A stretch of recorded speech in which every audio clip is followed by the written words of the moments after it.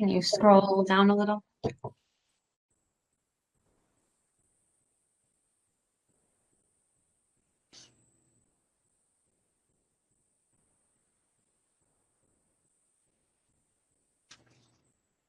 I'm done with that page.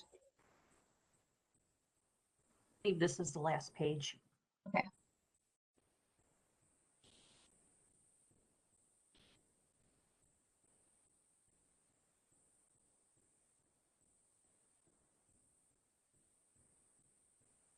Okay, I'm done. And could you please go up to the first page, please, Judge?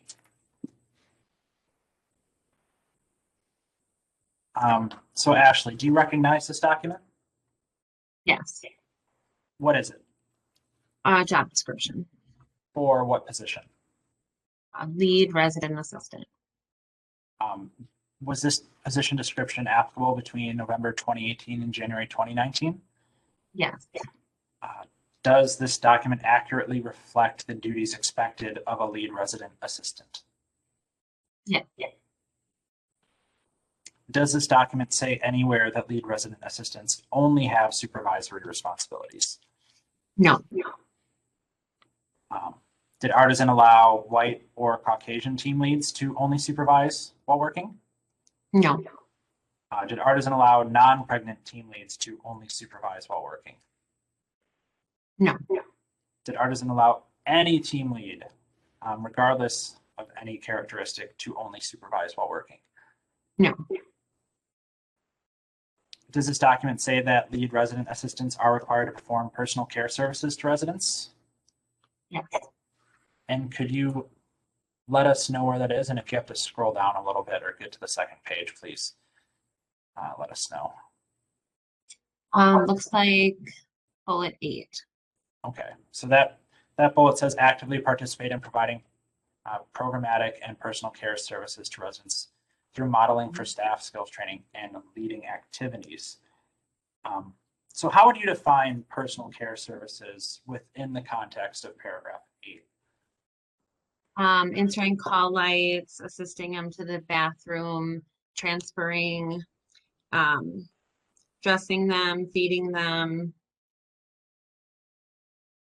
Okay, so it was basically any duty, care-related duty, correct? Correct.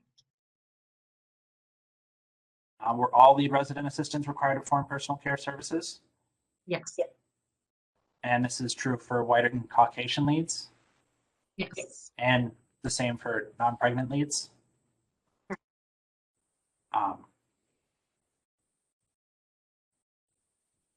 Do lead resident assistants perform other duties besides performing personal cares? Yeah.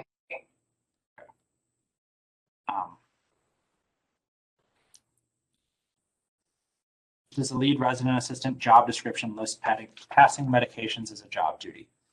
No.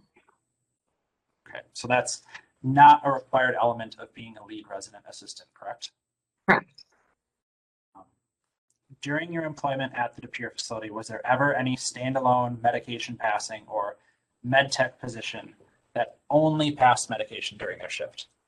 No.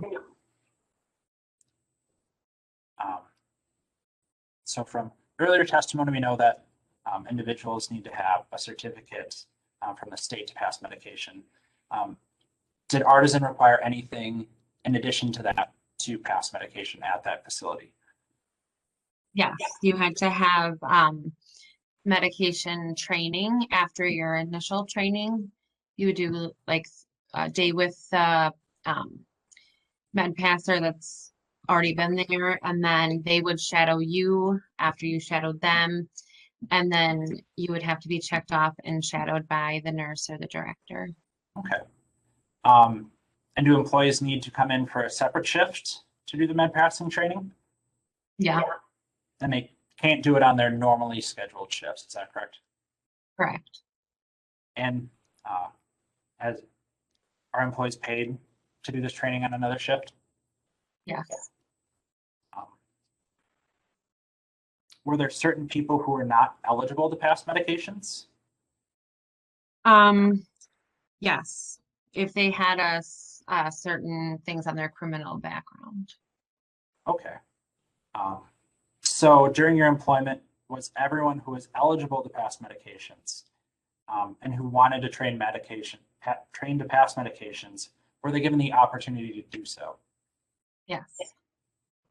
And what proportion of employees were trained to pass medications at the your facility? I would say a majority of them were able to pass medications. Okay, and were there pregnant employees that were trained to pass medications? Yes. Were there African American employees trained to pass medications? Yes. Were there Caucasian employees trained to pass medications? Yeah. Okay. So if someone requested to be passing medications, would they be able to train immediately? Or could there be things that prevented them from training immediately? Just they'd have to just work around their schedule and then they would be able to. Okay. Were there certain employees at the facility who provided the training to other employees? Just an experienced med passer. Okay, so if there was not an experienced med passer available, could that delay someone from being able to train? The director or myself could do it. Okay.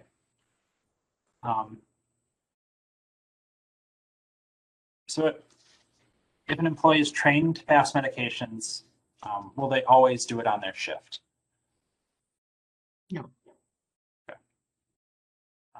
And medication passing is not the sole duty, but in addition to employees' other duties, is that correct? Correct.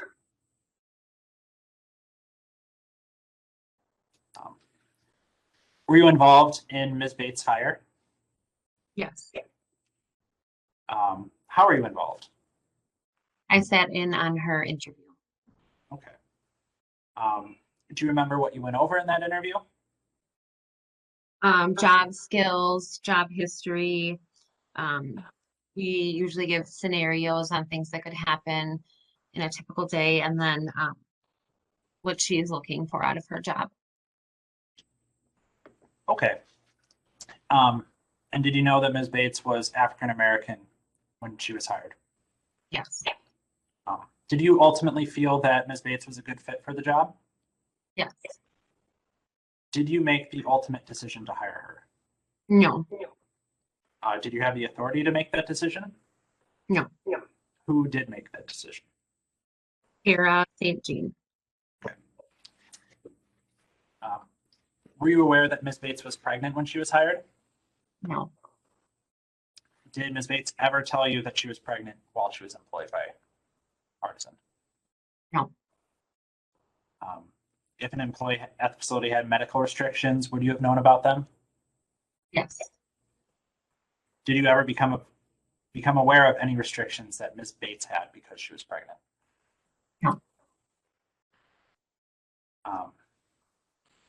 You said earlier that there had been other pregnant employees at the facility around that same time. Is that correct? Correct. Were there additional duties that the pregnant employees had to do compared to non-pregnant employees? No. Did Ms. Bates ever ask you about being able to pass medication?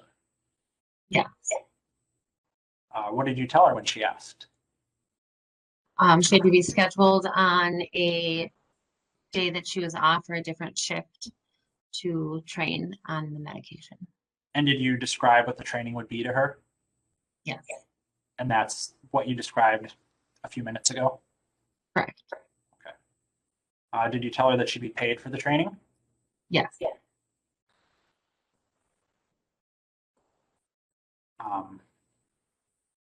Do you recall if Ms. Bates ever followed through to schedule the training? She did not. Do you have any recollection of Ms. Bates' employment performance generally?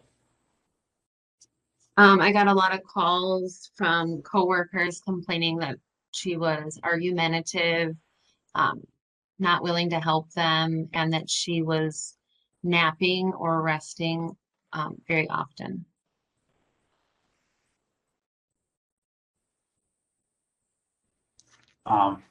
Was there ever any discussion about discipline for Ms. Bates? Yes. What kind of discipline? I think a warning or performance evaluation plan. Okay. Um, do you remember if any discipline was actually ever issued? No. Okay. Um, did Ms. Bates ever have any discussions with you about her employment with Artisan? Just about med passing. Okay. And that's what we talked about. You described her, the training and what she would need to do. Is that Correct. correct? Okay. Did she ever make any complaints to you, any comments to you apart from med passing? No. Okay. So going back to team lead duties. So apart from not being trained to pass medication, did Ms. Bates ever have to perform any team lead duties that were different than any other team lead? No. And so other team leads were also required to perform personal cares, to take care of residents. They were not only supervising. Right. Were you ever contacted by any of Ms. Bates' previous employers? Yes. And who contacted you? The manager at Arcadia. And that's a staffing agency, as you said before? Yes. Um, did you ever reach out to Arcadia? Did they contact you out of the blue? How did they get in touch? They called me one morning to let me know that they noticed that she had signed somebody else from Arcadia's time slip, and then they let me know that she had previously worked at Arcadia and was pending an investigation. Okay.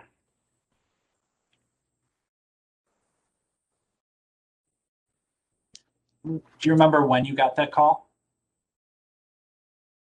I would say late December of 2018, early January of 2019. Okay. Um, so when the Arcadia manager mentioned an investigation, did she elaborate on that at all? No. Okay. What did you do after you talked to that manager? I told Tara about the phone call. Um, did the two of you do anything together after that, or did she take over? We called Krista McCook. Okay. So prior to being contacted by the Arcadia manager in, as you said, late December 2018 or early January 2019, did you know that Ms. Bates worked for Arcadia previously? No. And you scheduled temporary workers from Arcadia? Correct. How often did the facility need temporary workers? I would say about 3 times a week. Okay. Did you ever meet Ms. Bates while she was working for Arcadia?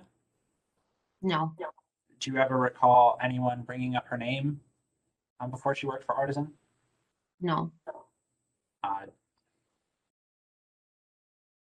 prior to being contacted by Arcadia, as you said, in December 2018 or January 2019, do you specifically recall scheduling Ms. Bates as a temporary worker for Arcadia? No.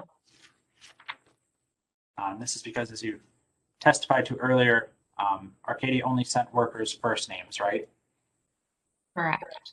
So they would have said, if anything, they would have said, Annie is coming, something along those lines, correct? Correct. Okay. After you found out that Ms. Bates worked for Arcadia, did you review your records to see if and when Ms. Bates worked at the De Pere facility? Yes. Based on your review, what shift or shifts did she typically work for Arcadia? Typically night shift or weekends. Did you normally work night or weekends? No. And so you normally wouldn't have an opportunity to interact with her, correct? Correct. Were you ever in the facility on nights or weekends? Yes. Uh, on those occasions where you were in on a night or weekend, did you interact with Ms. Bates or meet her? No. Okay. Were you involved in the decision to terminate Ms. Bates' employment? Yes. To what extent were you involved? I was just on the conference calls about the situation.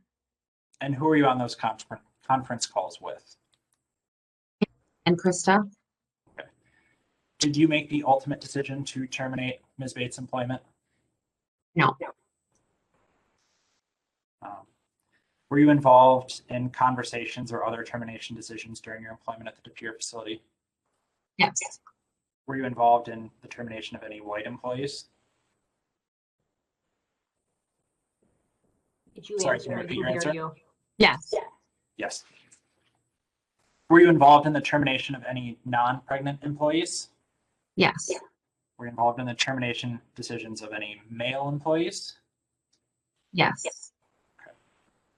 So based on your 16 years of experience in residential care, do you believe that honesty is an important quality for an Artisan employee? Yes. Why is this? They deal with elderly population and their families. They have to document things on legal documents, keep records. We want to rely on them to report things back to management, good record keeping to prevent errors of any sort. Okay. So based on your experience, do you think that dishonesty, especially in written records, is a character trait consistent with employment in residential care? No. And if someone falsified or fabricated documentation during their employment, could that have consequences for Artisan? Yeah.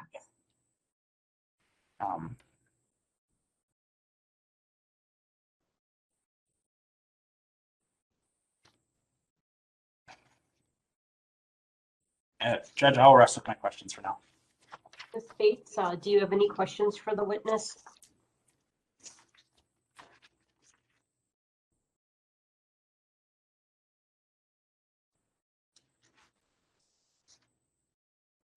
Hello? Any questions, Ms. Bates? Yeah, I guess my first question is, do you do the medication training for Artisan to the new staff? Can you repeat that? Was you one of the nurses who would do the medication training for the new hirers that were coming into Artisan as the nurse there? I did not train them on medication. I would check them off at the end of all of their training. Okay. So with me, I put down on my application, you saw that before I got hired on, that I was interested in the med tech position. I believe we've went over the details of it during the interview, kind of verbally. But then that first week, I was not trained to be a med, or the second week, even though I was asking you guys, is there a reason why you guys just decided not to train me until I was fired to do the med passing? We didn't have a med tech position, but we also didn't train new staff on medications until at least 60 days, 30 to 60 days of their employment, so that they had a chance to get to know all the residents before passing medications. Okay, and then during that summer, I picked up several positions at Artisan. You were the one who okayed me to come. Do you not remember that? I do not. Okay. You don't remember learning about me through my niece, Leticia Kelly, before starting my shift with you guys? I do not, no. So you're under oath saying that you guys heard nothing of me before I got hired for my position at Artisan. Correct. Okay. Do you remember how long my niece had been working there for the company with you guys before I was hired on? I don't recall the exact time. You don't recall if it was 6 months, a year, or 2 years? I'd object on relevance. You can answer the question. Go ahead. I do not. Okay, and my reasoning for bringing that up, because she was there over a year before I got hired onto the company. We were having direct communications with her, but you're saying you don't recall any of it. You don't recall my name coming across during the summer where you requested me to come in to the facility. I do not. Okay. All right. Do you have any other questions, Ms. Bates? No. Do you have any additional questions, Attorney Woodson? I guess just kind of as follow-up, do you have any idea how many different temporary workers from Arcadia or other staffing agencies came through the Artisan facility? Off the top of my head, I would say 15 to 20. Okay, so there were many, there were not just a couple. Correct. Okay.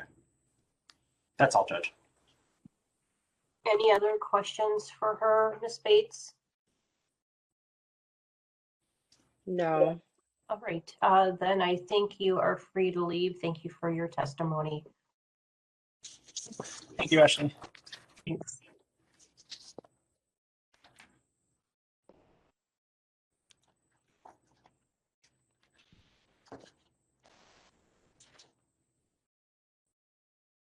And then I think here, Judge, I would just ask for a quick 5-minute break before we get to Krista McCook's testimony.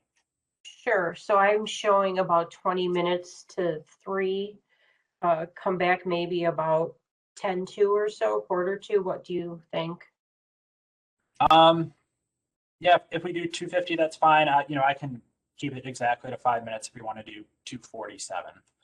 Let's just say 2:50. That's a little bit easier for people. So we'll take a short break and everybody can come back on at 2:50 and we'll finish with the last witness for the respondent then. All right, perfect. Thank you.